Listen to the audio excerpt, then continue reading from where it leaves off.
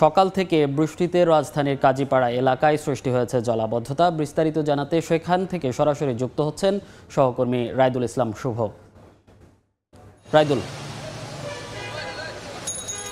সকাল থেকে রাজধানীতে বৃষ্টিতে অনেকটাই জলাবদ্ধতার সৃষ্টি হয়েছে রাজধানীর মিরপুর এলাকায়। আমি এই মুহূর্তে আছি রাজধানীর বেগম রোকেয়ার সরণির কাজীপাড়ায়।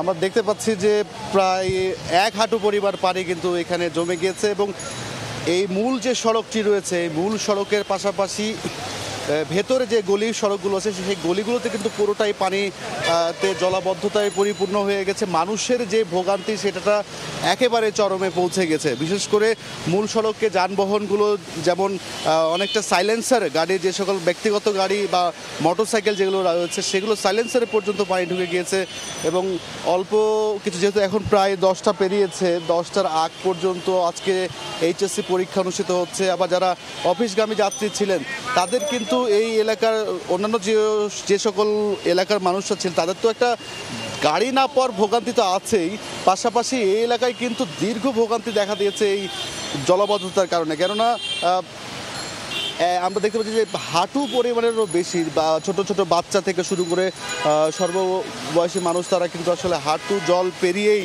তাদের গন্তব্যে যাচ্ছে। আবার এখানে যারা রিক্সা চলাচল করছে তারা কিন্তু অতিরিক্ত ভাড়া আদায়ের যে অভিযোগ সেটি তারা করছিলেন, যে দেখা যাচ্ছে 100 গজের মধ্যে যেই দূরত্ব সেই দূরত্ব পাড়ি দিতে তাদেরকে গুনতে হচ্ছে প্রায় 50 টাকা করে। তো দেখা যায় পানি হওয়ার কারণে কিন্তু এই যে ভোগান্তিটা সেটা কিন্তু এই রাজধানীবাসীর জন্য চরম আকার ধারণ করেছে। উপরে কিন্তু মেট্রো রেল চলাচল করছে, নিচে সে হাঁটু জল পরিমাণ পানি। মিরপুরবাসীর প্রত্যাশা যে এই যে ড্রেনেজ যে ব্যবস্থাটা আমরা দেখতে পেয়েছি, ড্রেনেজ ব্যবস্থাটা ক্লিয়ার না থাকার কারণে এই পানির জলাবদ্ধতার সৃষ্টি হয়েছে। বিশেষ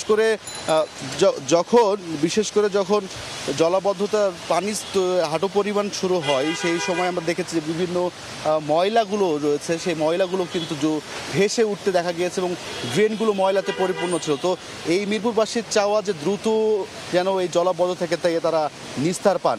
তো সব কিছু মিলিয়ে আজকে বৃষ্টির পর থেকে মিরপুর এলাকায় কিন্তু বেশ জলাবদ্ধতার শিকার হয়েছে। এতে করে সাধারণ এখানকার যারা বাসিন্দা তাদের কিন্তু অনেকটা ভোগান্তিতে পড়তে হয়েছে। সবকিছু মিলিয়ে জলাবদ্ধতা এই ছিল আমার কাছে সবশেষ। রাজধানীর জলাবদ্ধতার খবর জানাতে সরাসরি যুক্ত ছিলাম কাজীপাড়া এলাকা থেকে।